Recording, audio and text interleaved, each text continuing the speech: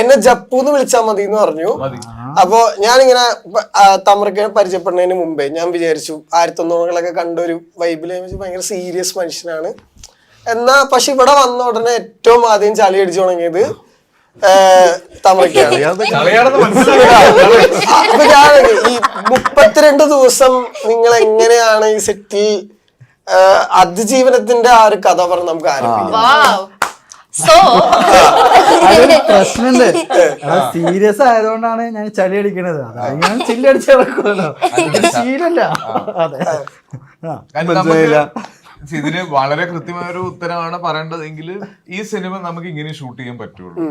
കാര്യം ഒന്ന് ഇവന്റെ ഏജ്, ഇവനാണ് ഈ സിനിമയുടെ ജപ്പു എന്ന് പറയുന്നതാണ് സെൻട്രൽ ക്യാരക്ടർ. അപ്പൊ ജപ്പുവിന്റെ കൂടെ ഉള്ളൊരു ട്രാവലാണ്, ഞങ്ങളുടെ എല്ലാവരുടെയും ഒരു ട്രാവലാണ് ഈ സർക്കിട്ട് എന്ന പേരുകൊണ്ട് ഉദ്ദേശിക്കുന്നത്. അപ്പൊ ഇത് ഷൂട്ട് ചെയ്യുമ്പോൾ നമ്മളൊരു നോർമൽ സിനിമ ചെയ്യുന്ന പ്രഷറിലോ അത്രയും ടെൻഷനിലോ എഫേർട്ട് ഇട്ടൊന്നും അങ്ങനെ ചെയ്യാൻ പാടില്ല. നമ്മൾ ചെയ്യുമ്പോൾ നമ്മളൊരു സിനിമയുടെ ഷൂട്ടിംഗ് ആണെന്നോ ഇതൊരു വർക്ക് അറ്റ്മോസ്ഫിയർ ആണെന്നോ പോലും തോന്നാത്ത രീതിയിലായിരിക്കണം ഈ സിനിമ ഷൂട്ട് ചെയ്യേണ്ടത്. പ്രത്യേകിച്ച് കുട്ടികളുടെ പടം ആ ഫോർമാറ്റ് ആയിരിക്കണം എന്നാണ് ഞങ്ങൾക്ക് തോന്നിയത്. അപ്പൊ അതിന്റെ ഭാഗമായിട്ടാണ് ഞങ്ങൾ എല്ലാവരും ഇത്രയും ഫ്രീ ആയിട്ട് ഇത്രയും ലൂസായിട്ട് കാര്യം ഇതിന്റെ ഷൂട്ടിൽ ഒരു സമയത്തും ഈ പറയുന്ന ഒരു പ്രഷർ ഒരു പോയിന്റിൽ ഞങ്ങൾക്ക് ആർക്കും ഫീൽ ചെയ്തിട്ടില്ല, ഞങ്ങളായിട്ട് ആർക്കും ഫീൽ ചെയ്യിപ്പിച്ചിട്ടുമില്ല. അപ്പൊ അതിന് ഒരുപാട് പേരോട് നന്ദി പറയണം. ഒന്ന് മിസ്റ്റർ തമാർ, ഇദ്ദേഹം 1900 ചെയ്ത വളരെ സീരിയസ് ആയിട്ടുള്ള സംവിധായകരായിരുന്നു. ആ ഫോർമാറ്റ് പൊളിച്ചോണ്ടാണ് ഞങ്ങൾ ശരിക്കും ഈ ഷൂട്ടിന് ഇറങ്ങിയത്. കാര്യം ഇതിന്റെ മുന്നേ എടുത്ത എഫേർട്ട് അത്രയായിരുന്നു. കാര്യം ഈ ജപ്പു എന്ന് പറഞ്ഞ ക്യാരക്ടറിന് വേണ്ടിയിട്ട് ഏകദേശം 750ഓളം കുട്ടികൾ ഓഡിഷൻ ചെയ്തു.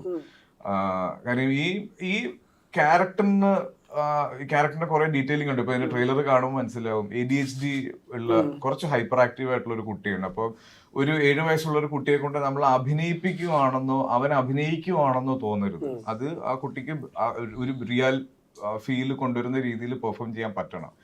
അപ്പോ ADHD ഇല്ലാത്ത ഹൈപ്പർ ആക്റ്റീവ് ആയിട്ടുള്ള ഒരു കുട്ടിക്ക് വേണ്ടിയിട്ടുള്ള ഓഡിഷൻ ആയിരുന്നു. അതായത് നമുക്ക് ഒന്ന് ചാർജ് ആക്കി വിട്ടാൽ ഹൈപ്പർ ആക്റ്റീവ് ആയി പോകുന്ന ഒരു കുട്ടി. അപ്പൊ അങ്ങനെയാണ് ഇവരുടെ ഇൻസ്റ്റഗ്രാം പേജിൽ കൂടെ ഇവനെ കാണുന്നതും ഇവന്റെ ഓഡിഷൻസ് എടുക്കുന്നതും ഈ സീൻസ് പെർഫോം ചെയ്യുന്നതും ഇവന്റെ ലുക്സ് ഫിക്സ് ചെയ്യുന്നതും. അപ്പൊ അതിന്റെ പിന്നിൽ ഒരു ഭയങ്കരമായ ഒരു പ്രോസസ്സ് തന്നെ ഉണ്ടായിരുന്നു. അപ്പൊ അത്രയും സമയം എടുത്തിട്ടാണ് ഈ സിനിമയിലേക്ക് എത്തിയത്. അപ്പൊ ആ സമയങ്ങളിലെല്ലാം നമ്മൾ സംസാരിച്ചുകൊണ്ടിരുന്നത് ഇവനെ എത്ര കംഫർട്ടബിൾ ആയിട്ട് നമുക്ക് ഷൂട്ടിംഗ് അറ്റ്മോസ്ഫിയറിലേക്ക് കൊണ്ടുവരാൻ പറ്റും എന്നുള്ളതായിരുന്നു. കാര്യം നമുക്ക് ഏതെങ്കിലും ഒരു പോയിന്റിൽ ഇവൻ എന്നെ കൊണ്ട് ഇനി പറ്റൂല എന്ന് പറഞ്ഞാൽ എന്ത് ചെയ്യും, ഒന്നും ചെയ്യാൻ പറ്റില്ല, തീർന്നു. അപ്പൊ ഇവൻ എക്സൈറ്റ്മെന്റ് കിട്ടുന്ന രീതിയിൽ അല്ലെങ്കിൽ ആ ഒരു അറ്റ്മോസ്ഫിയർ ക്രിയേറ്റ് ചെയ്തിട്ടായിരിക്കണം ഇതിന്റെ ഷൂട്ടിംഗ് എന്നുള്ളത്. അപ്പൊ അതിൽ പിന്നെ എടുത്തു പറയേണ്ടത് അജിത് വിനായക, ഇതിന്റെ പ്രൊഡ്യൂസേഴ്സ്, അവര് ഒരു രീതിയിലും കാര്യം അവര് ചെയ്ത പടങ്ങളുടെ പ്രൊഫൈലും നമുക്കറിയാം, എല്ലാം അത്രയും ബിഗ് ബഡ്ജറ്റ് സിനിമകളായിരുന്നു. അപ്പൊ അതുകൊണ്ട് തന്നെ നമ്മുടെ ഈ സിനിമ എത്ര കംഫർട്ടബിൾ ആയിട്ട് നമുക്ക് ചെയ്യാൻ പറ്റുമോ അത്രയും നല്ലൊരു അറ്റ്മോസ്ഫിയർ അവർ സെറ്റ് ചെയ്തിട്ടുണ്ട്. എൻറ്റയർലി ദുബായിലാണ് ഷൂട്ട് ചെയ്തത്. ഒരു എന്താ പറയുക, ഒരു 38 ദിവസമാണ് നമ്മൾ പ്ലാൻ ചെയ്തത്. എന്നിട്ടും ദിസ് ബ്യൂട്ടിഫുൾ പെർഫോമർ നമ്മളെ ഹെൽപ്പ് ചെയ്ത് നമ്മൾ 35 ദിവസം കൊണ്ട് ഇതിന്റെ ഷൂട്ട് തീർത്തു, including almost 50 days of night shoots. Sync സൗണ്ടുമാണ്. അപ്പൊ ഈ 15 ദിവസം നൈറ്റ് ഷൂട്ട് എന്ന് പറഞ്ഞാല് ദുബായിയുടെ നമ്മൾ അധികം ആർക്കും അറിയാത്ത ഒരു ഫേസ് ഉണ്ട്, ഇതിന്റെ തണുപ്പ്. നമ്മൾ ദുബായ് എപ്പോഴും ചൂടാ പറയുക, എക്സ്ട്രീം തണുപ്പിലുള്ള സമയത്താണ് നമ്മൾ നൈറ്റ് ഷൂട്ട്സ് എടുക്കുന്നത്.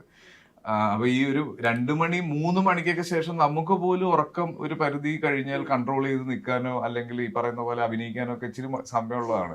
പക്ഷെ ആ സമയത്തൊക്കെ ജപ്പു ഭയങ്കര രസമായിട്ട് ആ ലൊക്കേഷനിൽ ഞങ്ങളെല്ലാവരെയും ചാർജ് ചെയ്ത് നിൽക്കുന്നത് ഇവനായിരുന്നു. കാര്യം ഇവൻ ഈ പവറിൽ നിൽക്കുന്ന സമയത്ത് നമുക്ക് ഉറക്കമല്ലെന്ന് പറയാൻ പറ്റൂല. പിന്നെ ഇടയ്ക്കിടയ്ക്ക് തമർ ടീ എന്ന് പറഞ്ഞിട്ടൊരു സാധനമുണ്ട്. തമറിന്റെ ഈ മൂഡ് എൻഹാൻസ് ചെയ്യാൻ വേണ്ടി തമറിന്റെ ലാബിൽ ഉണ്ടാക്കിയ ഒരു ചായ ഉണ്ട്.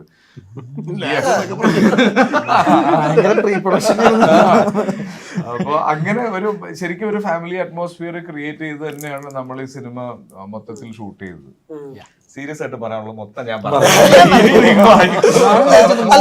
സെക്കൻഡ് ഫിലിം അല്ലേ ദുബായിൽ ബാക്ക് ടു ബാക്ക്? ശരിക്കും ദുബായ് കണക്ഷൻ എന്താ? അല്ല, ഞാൻ ഒരു 10-15 വർഷമായിട്ട് ഗൾഫിലാണുള്ളത്. അവിടെ ദുബായിലാണ് ജോലി ചെയ്തുകൊണ്ടിരിക്കുകയാണ്. അപ്പൊ ഞാനിങ്ങനെ സ്റ്റിൽ ഇപ്പോഴും അവിടെ തന്നെയാണ്. എന്റെ ഫാമിലി ഒക്കെ ഉള്ളത് അവിടെ. ജോലി ഞാൻ ആഡ് ഫിലിം മേക്കറാണ്, സ്വന്തം പരിപാടിയാണ്. അപ്പോൾ അവിടെ സെറ്റിൽഡാണ്. അപ്പം അവിടെ നിന്ന് എന്ത് ചെയ്യാൻ പറ്റും എന്നുള്ളൊരു സെർച്ചിൻ്റെ ഭാഗമായിട്ടാണ് ഈ സ്റ്റോറീസൊക്കെ എഴുതിയത്. അവിടെ സംഭവിച്ചു. ഇനി നാട്ടിൽ നിന്നായിരിക്കും സിനിമ എടുക്കുന്നത്. സിനിമയായിരുന്നു എപ്പോഴും പാഷൻ. പക്ഷെ നമുക്കറിയാലോ നമ്മുടെ ചുറ്റുപാട് പല സമയത്തും വേറെ വേഷങ്ങൾ അങ്ങനെ പരസ്യ സംവിധായകനായി. പിന്നെ എൻറ്റയർലി ഇതിന്റെ ക്രൂവിനെ പറ്റി പറയുകയാണെങ്കിൽ ഇതിന്റെ അയാസ്, ഇതിന്റെ DOP ഇതുപോലെ തന്നെ NRI ആണ്, ജനിച്ചു വളർന്നത് അവിടെയാണ്. അപ്പൊ പ്രത്യേകിച്ച് ഇത്തരത്തിലുള്ള ഒരു ദുബായിൽ കംപ്ലീറ്റ്ലി ഷൂട്ട് ചെയ്യുന്ന ഒരു സിനിമ അതിന്റെ ഏറ്റവും ഒറിജിനൽ ആയിട്ടുള്ള ഒരു ടോണിൽ കാണിക്കണമെങ്കിൽ ആ നാട് അറിയാവുന്ന ഒരാളും ആ നാട്ടിലെ കാലാവസ്ഥയും എല്ലാം അറിയാവുന്ന ഒരാൾ വേണം. അപ്പൊ അത് അയാസാണ് ഇത്ര ബ്യൂട്ടിഫുൾ ആയി. ഇപ്പൊ ഇതിന്റെ ട്രെയിലർ കണ്ടപ്പോ ഏറ്റവും കൂടുതൽ അന്വേഷണം വന്നത് അതിന്റെ DOP പറ്റിയിട്ടാണ്. പിന്നെ ഇദ്ദേഹത്തിന്റെ ഡയറക്ഷൻ ടീം എല്ലാവരും ദുബായിൽ ജനിച്ചു വളർന്ന് പഠിച്ചു. അപ്പൊ നമുക്ക് ഒരു കമ്മ്യൂണിക്കേഷന് പോലും നമുക്ക് ഒരു ബുദ്ധിമുട്ട് വന്നിട്ടില്ല. ഈവൻ അറിയാലോ ദുബായിൽ നമ്മൾ പ്രത്യേകിച്ച് പബ്ലിക്കിൽ ഷൂട്ട് ചെയ്യുന്നു, പല സമയത്തും നമുക്ക് പബ്ലിക് റോഡിൽ ഷൂട്ട് ചെയ്യേണ്ടി വന്നിട്ടുണ്ട്, പെർമിഷൻസ് എടുക്കേണ്ടി വരും, ലോക്കൽസ് ആയിട്ട് സംസാരിക്കേണ്ടി വരും. അപ്പൊ നമ്മൾ ഒരു നാട്ടിൽ ഷൂട്ട് ചെയ്യുന്ന അത്രയും കംഫർട്ടബിൾ ആയിട്ട് തന്നെയാണ് ഈ സിനിമ മൊത്തമായിട്ട് അവിടെ ഷൂട്ട് ചെയ്തത്.